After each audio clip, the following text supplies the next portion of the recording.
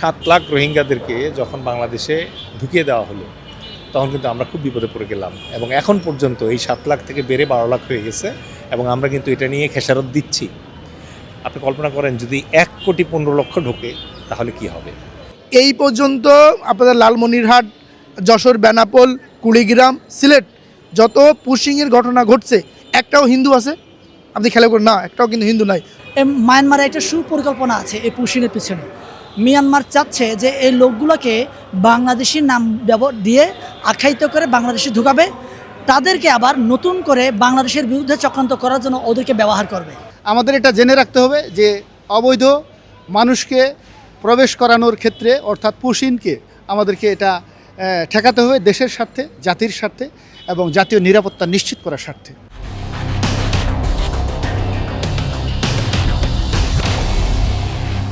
দেখেন, Myanmar রোহিঙ্গাদেরকে push in করে আমরা যে যন্ত্রণার মধ্যে আছি, এখন ভারত যদি পুশিন করে তাহলে আমরা কি যন্ত্রণায় পড়ব নতুন করে আর বলা দরকার নেই। মায়ানমারে একটা সুপরিকল্পনা আছে এই পুশিনের পিছনে। মিয়ানমার চাচ্ছে যে এই লোকগুলোকে বাংলাদেশি নাম দিয়ে আখ্যায়িত করে বাংলাদেশে ঢুকাবে, তাদেরকে আবার নতুন করে বাংলাদেশের বিরুদ্ধে চক্রান্ত করার জন্য ওদেরকে ব্যবহার করবে এবং ব্যবহার করে বাংলাদেশকে যে তাদের যে ভারতের অঙ্গরাজ্য হিসেবে তৈরি করার যে পরিকল্পনা, এটাকে সাকসেস করানোর জন্য তাদেরকে ব্যবহার করবে। এই পরিকল্পনা নিয়ে তারা কিন্তু বাংলাদেশে এই লোকগুলোকে পুশিং করাচ্ছে। এর জন্য সত্যিকার অর্থে যে বাংলাদেশের নাগরিকদেরকে পুশিং করাতে চান, তাহলে সবচেয়ে পুশিং সবার আগে করা দরকার ছিল শেখ হাসিনাকে, কিন্তু ওরা শেখ হাসিনাকে পুশিং করছে না। তার মানে এইটা প্রমাণিত করে যে আপনার এই ধরনের কর্মকাণ্ডগুলো দীর্ঘমেয়াদী পরিকল্পনার মধ্য দিয়ে এরা এই পুশিংয়ের জন্য চেষ্টা করছে। বাংলাদেশের জন্য ঝুঁকি আপনারা যে অলরেডি বুঝতেই পারছেন যে আমাদের অলরেডি 60,000 বিজিবিকে বর্ডারে পেট্রোলের জন্য আপনার মোতায়েন করতে হয়েছে।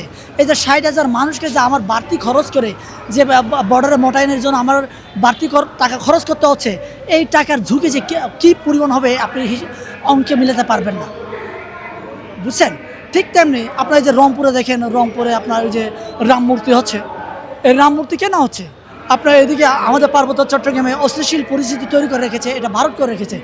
এই প্রত্যেকটা কিন্তু আপনার পরিকল্পিতভাবে এই ঘটনা ঘটাচ্ছে। তা আমরা মনে করতেছি না এটা রংপুরে হচ্ছে, এটা পাহাড়ে হচ্ছে, ওটা দিনাজপুরে হচ্ছে, এরকম মনে করতেছি না। এটা প্রত্যেকটা কানেকশন আছে এবং ওদের প্ল্যান A, B, C এইভাবে প্ল্যানিং করে এইগুলো মানে আপনার এক্সিকিউট করছে। হয়তো প্ল্যান A সাকসেস হয়েছে এবং প্ল্যান B সাকসেস করার পালা, প্ল্যান B সাকসেস হয়েছে, প্ল্যান C সাকসেস করার পালা, এরকম প্ল্যান A, B, C করে ওরা কিন্তু প্ল্যান A সাকসেস করছে। এই পুশিং এরকম প্ল্যান A, B, C-র একটা অংশ বলে আমি মনে করছি। পুশিন যে ঘটনাটি ঘটছে এই ব্যাপারে তো আমরা ভারতেরই মুখ্যমন্ত্রী যিনি আছেন শুভেন্দুবাবু পশ্চিমবঙ্গের, তার মানে বরাত দিয়েই অলরেডি উনি টিভি মিডিয়াতে পরিষ্কারভাবে বলেছেন যে 4,800 ইতোমধ্যে তারা পুশিং করেছে এবং আরও 836 জন অপেক্ষা করছে। তার মানে তারা পরিকল্পিতভাবেই কাজটা করছে এবং উদ্দেশ্যপূর্ণভাবেই এই কাজটা করছে এবং এটা এখন সারা বিশ্ব জানে, বাংলাদেশের মানুষ তো অবশ্যই জানে। এবং এখানে আরও ভয়ঙ্কর ব্যাপার যেটা, সেটা হচ্ছে যে গত তাদের যে নির্বাচন হলো, ওই নির্বাচনে তারা পশ্চিমবঙ্গে 96 লক্ষ লোক খুঁজে বের করেছে যাদের কোনো পরিচয় নাই এবং তাদেরকে ভোটার তালিকা থেকে বাদ দিয়েছে। পশ্চিমবঙ্গের পাশাপাশি আসামে এরকম 19 লক্ষ লোক আছে যাদের কোনো পরিচয় তারা পায়নি এবং এই 19 লক্ষ এবং 96 লক্ষ মোট 1,15,00,000 তাদেরকে প্রকারান্তে তারা বলার চেষ্টা করছে যে এরা হচ্ছে সম্ভাব্য বাংলাদেশি, যেটা একটা মিথ্যা কথা। ঠিক আছে, এখন ভারত যেটা বলার চেষ্টা করছে যে তাদের কোনো নাগরিকের যদি মানে অনেকটা ঘটনাটা এরকম যে বাংলাদেশের কোনো নাগরিক যদি ভুল করে হোক অথবা অন্য কোনো কারণে হোক যথাসময়ে যদি এনআইডি না করে থাকে তাহলে তাকে কি আমরা ভারতীয় বলবো? একই রকম ঘটনা ওখানে ঘটছে। 1, 2 নম্বর হচ্ছে এর পেছনে মুসলমানদেরকে নিগৃহীত করার একটা স্পষ্ট প্রয়াস আছে। কারণ আপনি এই যে 96 লক্ষ লোক যাদেরকে তারা ভোটার তালিকা থেকে বাদ দিয়েছে তার একটা বড় অংশই হচ্ছে মুসলমান এবং এই আরেকটা পরিকল্পনা যেটা বিপজ্জনক একটা পরিকল্পনা আমাদের জন্য। এখন আমরা 2017-18-তে কিন্তু দেখেছি যে যখন রোহিঙ্গাদেরকে 7 লাখ রোহিঙ্গাদেরকে যখন বাংলাদেশে ঢুকিয়ে দেওয়া হলো, তখন কিন্তু আমরা খুব বিপদে পড়ে গেলাম। এবং এখন পর্যন্ত এই 7 লাখ থেকে বেড়ে 12 লাখ হয়ে গেছে, এবং আমরা কিন্তু এটা নিয়ে খেসারত দিচ্ছি।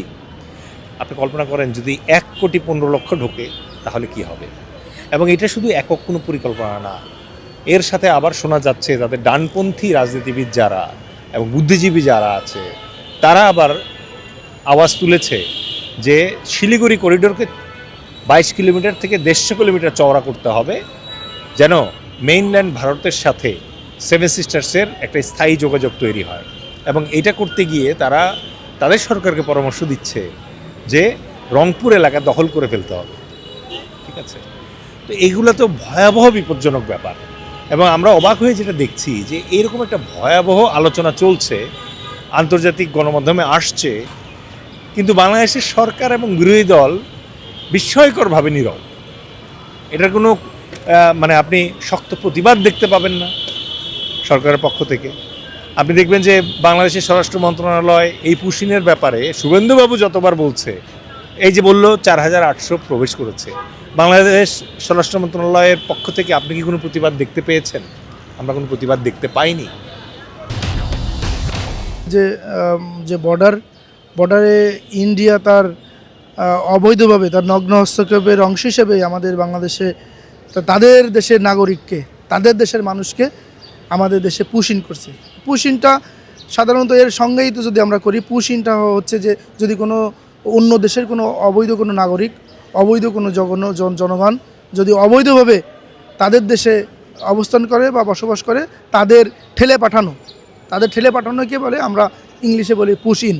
কিন্তু ইন্ডিয়া বা ভারত এখানে পুশ ইন করার আমি ব্যক্তিগতভাবে যে কারণগুলো খুঁজে পেয়েছি সেটি হলো, দেখেন 24-এর যে গণ অভ্যুত্থানটা হলো আমাদের বাংলাদেশে, 2000 ছাত্র জনতা শহীদ হলো এবং 40,000-এর মতো পঙ্গুত্ব বরণ করলো। তাদের মানে আয়ত্ততায়ের ভিতরেই কিন্তু একটা নতুন গভর্নমেন্ট ওইখানে এস্টাবলিশ হলো ডক্টর ইউনূসের নেতৃত্বে। কিন্তু দেখেন এই ফ্যাসিস্ট শেখ হাসিনা কিন্তু ওই 5ই আগস্টে কিন্তু পালা গেছিলো কিন্তু আপনার ভারতে, পশ্চিমবঙ্গে। এবং ওইখান থেকে পরেই কিন্তু ভারত দেখেন আমাদের দেশের ভিসা নীতিতে তারা মানে আপনার অবরোধের মতো একটা আরোপ করলো, এবং তাদের যে অর্থনৈতিক এবং সামাজিক এবং সাংস্কৃতিক বিভিন্নভাবেই ভারত কিন্তু আমাদের আগ্রাসন চালিয়ে যাচ্ছে। তাদের আধিপত্যবাদ এবং তাদের যে নগ্ন হস্তক্ষেপ আমরা কিন্তু দেখতে পাচ্ছি। তারই অংশ হিসাবে আমি মনে করি যে দেখেন আপনি সাংবাদিক বন্ধুগণ, আপনারা খেয়াল করবেন, এই পর্যন্ত আপনাদের লালমনিরহাট, যশোর, বেনাপোল, কুড়িগ্রাম, সিলেট যত পুশিংয়ের ঘটনা ঘটছে, একটাও হিন্দু আছে? আপনি খেয়াল করেন না, একটাও কিন্তু হিন্দু নাই। সবকটা ব্যক্তি কিন্তু, মা বোনরা কিন্তু আপনার মুসলমান। ভারত থেকে কিছু অবৈধ বসবাসকারী, অর্থাৎ যাদের কাগজপত্রবিহীন, যারা অবৈধ নাগরিক, তাদেরকে জোর করে এই আমাদের দেশে প্রবেশ করানোর একটা অপচেষ্টা চালানো হচ্ছে। কিন্তু আমাদের এই বাংলাদেশের যে border guard, BGB Bangladesh, border guard Bangladesh সেটা রুখে দিয়েছে।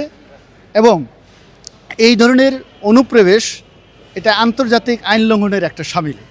সুতরাং এই পুশিন আমাদের এই দেশের জনগণ এবং প্রশাসন এবং বর্ডার গার্ড বাংলাদেশ সম্মিলিতভাবে এই পুশিনটাকে পুশব্যাক করে আমরা সফল হয়েছি। ইনশাল্লাহ আমরা সম্মিলিতভাবে এই দেশ অবৈধ অনুপ্রবেশের বিষয়ে বিশেষ করে বর্ডার গার্ড বাংলাদেশ সোচ্চার রয়েছেন। আর এটা একটা আন্তর্জাতিক আইন লঙ্ঘনের শামিল। এটা কোনো রকমেই এই পুশিন করাটা ঠিক না, কারণ এই পুশিনের মাধ্যমে যেহেতু অবৈধ নাগরিক যদি অনুপ্রবেশ করেই ফেলে, তখন তারা দেশের মধ্যে বিশৃঙ্খলা সৃষ্টি করতে পারে বা এটা তারা অন্যায় অপরাধের সাথে সম্পৃক্ত হয়ে যেতে পারে। এই বিষয়টিকে লক্ষ্য রেখে আমাদের বর্ডার গার্ড বাংলাদেশ অতন্ত্র প্রহরী সীমান্তের তারা দিনরাত অক্লান্ত পরিশ্রম করে যাচ্ছে এবং সরকারও এটার বিরুদ্ধে পুশব্যাক করছে।